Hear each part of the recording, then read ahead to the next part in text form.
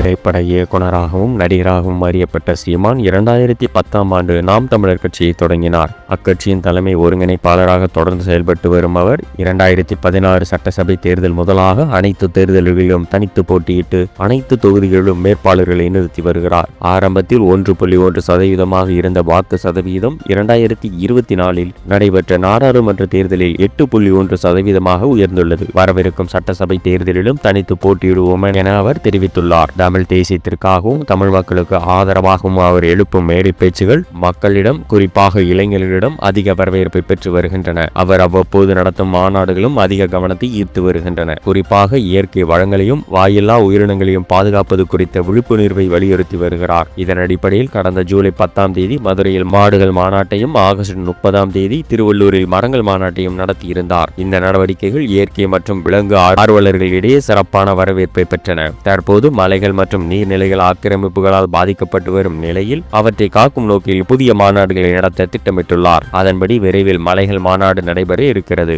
மேற்கு தொடர்ச்சி மலைக்கு அருகிலுள்ள மாவட்டம் ஒன்றில் இம்மாநாடு நடத்தப்படும் வாய்ப்புள்ளதாக கூறப்படுகிறது. இடத்தேர்வு நடைபெற்று வருவதாகவும் இதைத் தொடர்ந்து தண்ணீர் மாநாடும் நடத்தப்படும் என அக்கட்சி வட்டாரங்கள் தெரிவிக்கின்றன.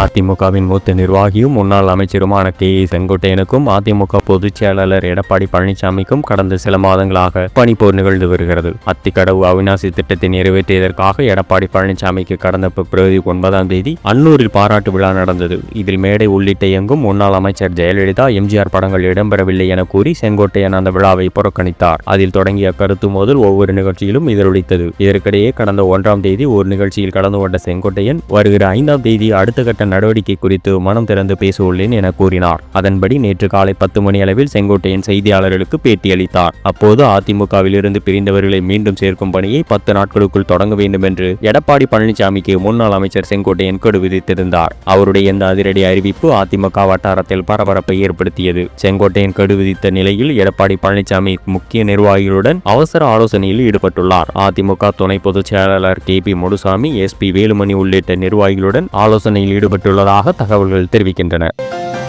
அதிமுகவில் இருந்து பிரிந்தவர்களை மீண்டும் சேர்க்கும் பணியை 10 நாட்களுக்குள் தொடங்க வேண்டும் என்று எடப்பாடி பழனிசாமிக்கு கட்சியின் மூத்த நிர்வாகியும் முன்னாள் அமைச்சருமான செங்கோட்டையன் நேற்று கெடு விதித்திருந்தார். அவருடைய இந்த அதிரடி அறிவிப்பு அதிமுக வட்டாரத்தில் பரபரப்பை ஏற்படுத்தி இருந்தது. செங்கோட்டையன் கெடு விதித்த நிலையில் எடப்பாடி பழனிசாமி முக்கிய நிர்வாகிகளுடன் இன்று ஆலோசனையில் ஈடுபட்டார். இந்த நிலையில் செங்கோட்டையனும் அவரது ஆதரவாளர்களும் பதவியில் இருந்து நீக்கப்படுவதாக எடப்பாடி பழனிசாமி அறிவித்துள்ளார். இது தொடர்பாக அவர் வெளியிட்டுள்ள அறிக்கையில், ஈரோடு புறநகர் மேற்கு மாவட்டம் நம்பியூர் வடக்கு ஒன்றிய கழக செயலாளர் பொறுப்பில் இருக்கும் தம்பி என்கிற KA சுப்பிரமணியன், நம்பியூர் தெற்கு ஒன்றிய கழக செயலாளர் பொறுப்பில் இருக்கும் ஈஸ்வரமூர்த்தி என்கிற சென்னை மணி, கோபிச்செட்டிப்பாளையம் மேற்கு ஒன்றிய கழக செயலாளர் பொறுப்பில் இருக்கும் குறிஞ்சிநாதன், அந்தியூர் வடக்கு ஒன்றிய கழக செயலாளர் பொறுப்பில் இருக்கும் தேவராஜ், அத்தானி பேரூராட்சி கழக செயலாளர் பொறுப்பில் இருக்கும் ரமேஷ், துணை செயலாளர் பொறுப்பில் இருக்கும் வேலு என்கிற மருதமுத்து, ஈரோடு மண்டல தகவல் தொழில்நுட்ப பிரிவு துணை செயலாளர் பொறுப்பில் இருக்கும் மோகன்குமார் இன்று முதல் அவரவர் வகித்து வரும் பொறுப்புகளிலிருந்து விடுவிக்கப்படுகிறார்கள் என தெரிவிக்கப்பட்டுள்ளது. இந்த பரபரப்பான சூழலில் கட்சி பதவியிலிருந்து நீக்கப்பட்டது தொடர்பாக செங்கோட்டையனிடம் எழுப்பிய கேள்விக்கு அவர் பதிலளித்து கூறியதாவது: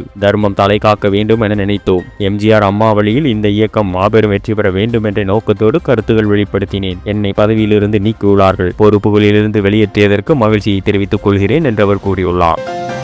2026ஆம் ஆண்டு சட்டமன்ற தேர்தலில் விஜய் தலைமையிலான தமிழக வெற்றி கழகத்திற்கு முதலாவது தேர்தலாகும். தனது பலத்தை நிரூபிக்க இந்த முதல் தேர்தலை தாவைக்காவிற்கு மிக பெரும் சவாலாக அமைந்துள்ளது. இதன் காரணமாக தொடக்கத்திலேயே வலுவான நிலைப்பாடு எடுக்க அக்கட்சி தீவிர முயற்சியில் ஈடுபட்டுள்ளது. கடந்த ஆண்டு விழுப்புரம் மாவட்டம் விக்கிரவாண்டி அருகே முதல் மாநாடு நடைபெற்ற நிலையில் 2வது மாநில மாநாடு மதுரையில் மிகுந்த சிறப்புடன் நடந்தது. இந்த மாநாட்டில் தமிழகம் முழுவதிலிருந்தும் ஏராளமான தொண்டர்கள் பங்கேற்றனர். இந்த நிலையில் கட்சி தொண்டர்களுக்கு உற்சாகத்தை ஊட்டும் வகையில் வருகிற 13ஆம் தேதி விஜய் தனது தேர்தல் பிரச்சாரத்தை தொடங்க உள்ளார். பிரச்சார பயணம் திருச்சியிலிருந்து துவங்கும் என்றும் இதற்கு மக்களுடன் சந்திப்பு என பெயரிடப்பட்டுள்ளதாக தகவல்கள் தெரிவிக்கின்றன. முதல் கட்ட பிரச்சாரம் 1 வாரம் முதல் 10 நாட்கள் வரை நீடிக்கும் என எதிர்பார்க்கப்படுகிறது. இந்த காலத்தில் 10 மாவட்டங்களுக்குள் உள்ள தொகுதிகளில் விஜய் மக்களை சந்தித்து ஆதரவு திரட்ட உள்ளார். முக்கிய நகரங்களில் ரோடு ஷோவும், சில இடங்களில் திறந்த வேனில் நின்று நேரடியாக உரையாற்றவும் ஏற்பாடுகள் செய்யப்படுகின்றன. விஜயின் சுற்றுப்பயணத்திற்காக நவீன வசதிகளுடன் கூடிய சிறப்பு வாகனம் தயார் நிலையில் உள்ளது. மேலும் தமிழக வெற்றி கழக தலைவர் விஜய் வரும் 13ஆம் தேதியில் ஸ்ரீரங்கத்திலிருந்து தனது பிரச்சாரத்தை ஆரம்பிக்க திட்டமிட்டுள்ளதாக தகவல்கள் வெளியாகியுள்ளன. திருச்சியில் 2 இடங்களில் பிரச்சார கூட்டம் நடத்தவும் அவர் முடிவு செய்துள்ளதாக கூறப்படுகிறது. ஸ்ரீரங்கத்துடன் கூடுதலாக மற்றொரு இடத்தையும் உறுதி செய்து காவல்துறையிடமிருந்து தேவையான அனுமதி பெற்று பிரச்சாரம் நடத்தும் திட்டமிடல் நடைபெற்று வருவதாக கட்சி வட்டாரங்கள் தெரிவித்துள்ளன.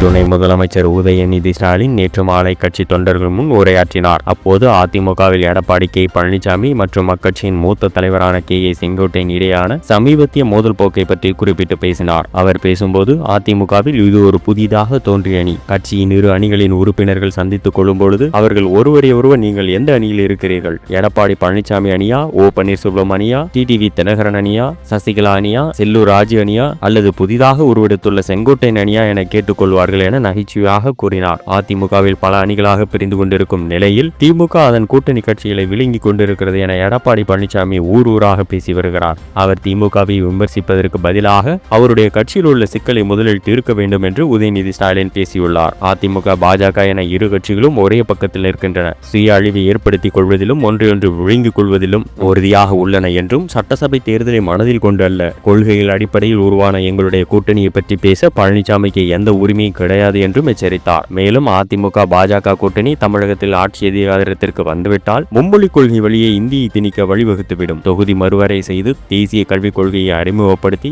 மாநிலத்தின் நிதி உரிமைகள் பறிபோய்விடும் நிலை ஏற்படும் என்றும் அவர் எச்சரித்தார். மேலும் அதனால் அதிமுக பாஜக கூட்டணியை வீழ்த்தும் போரில் 2026 சட்டசபை தேர்தலில் முன்கள வீரர்களாக முன்னணியில் நிற்க வேண்டும் என உங்கள் அனைவரையும் வலியுறுத்துகிறேன். நம்முடைய தலைவர் மற்றும் முதலமைச்சர் மு.க. ஸ்டாலின் நிர்ணயித்த 200 தொகுதிகளில் வெற்றி என்ற இலக்கை நாம் அடைவது உறுதி செய்யப்பட வேண்டும். 2வது முறையாக ஸ்டாலின் முதலமைச்சராக வருவதற்கான களப்பணியாற்றிட கட்சிக்கு அடுத்த 6 மாதங்கள் மிக முக்கியம் என்று அவர் வலியுறுத்தியுள்ளார்.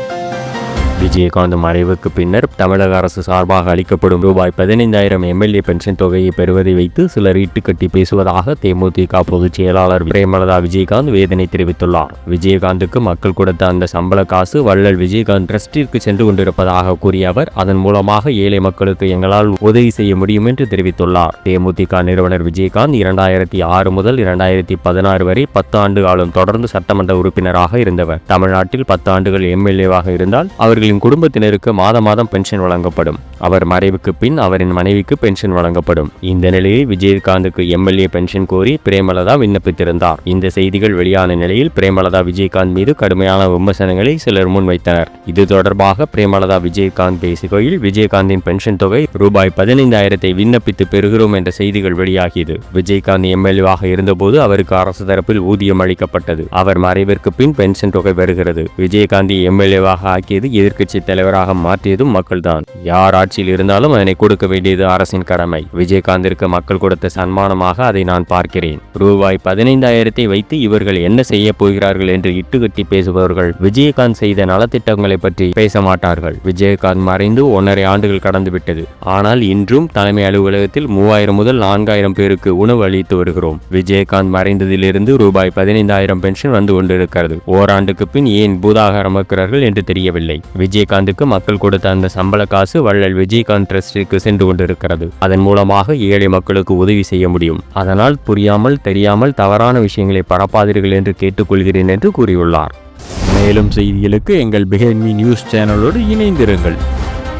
If you enjoyed this video and for more videos, please like, share and subscribe Behind Me Media.